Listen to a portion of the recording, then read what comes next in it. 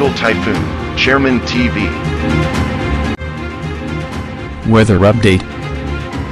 Helping homeless people. Please subscribe.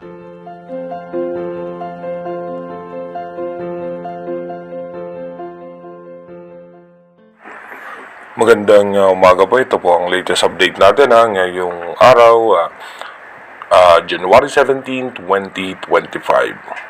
Patuloy pa rin umiiral sa ating bansa yung northeast monsoon at yung shear line dito nga po sa may eastern section ng Bicol region.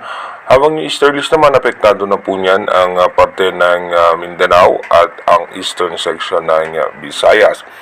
Kung makikita nga po natin, nababawasan na nga po yung mga posibleng pag-ulan na nagaganap po sa ating bansa. Kung makikita nyo po, maninipis na kaulapan lamang yung makakaapekto sa ating bansa. Meron tayong mga pagkulimlim ng kaulapan at saka yung mga pag-ambon lamang ang ating mararanasan.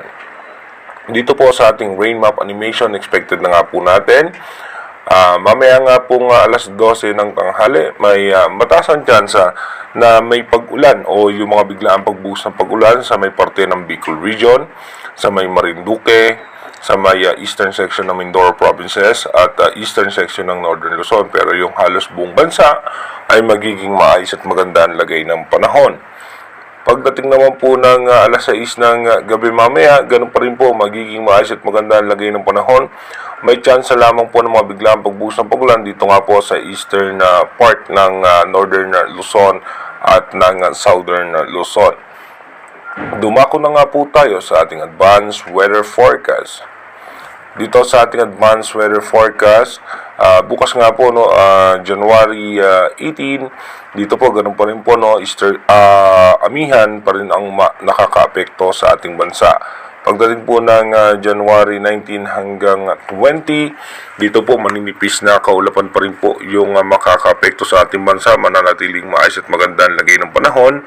Pagdating po ng January 21 hanggang 22, wala pa rin naman po tayong inaasahan na malalakas na pag-ulan, maliban lamang sa localized thunderstorm o yung mga biglaang pagbuhos ng pag-ulan.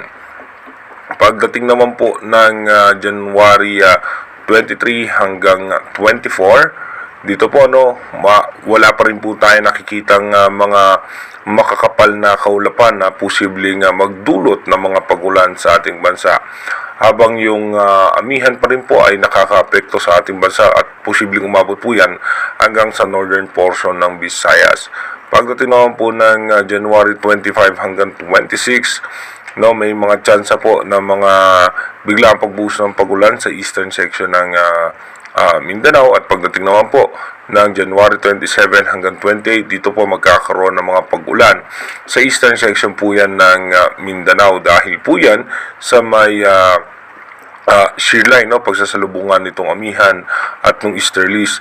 Yung amihan po ay aabot po yan hanggang sa parte ng Visayas. Pagdating naman po ng January 29 hanggang January 30, expected naman po natin magkakaulan dito naman po sa may parte ng Eastern Visayas at sa may parte po yan ng Dinagat Island.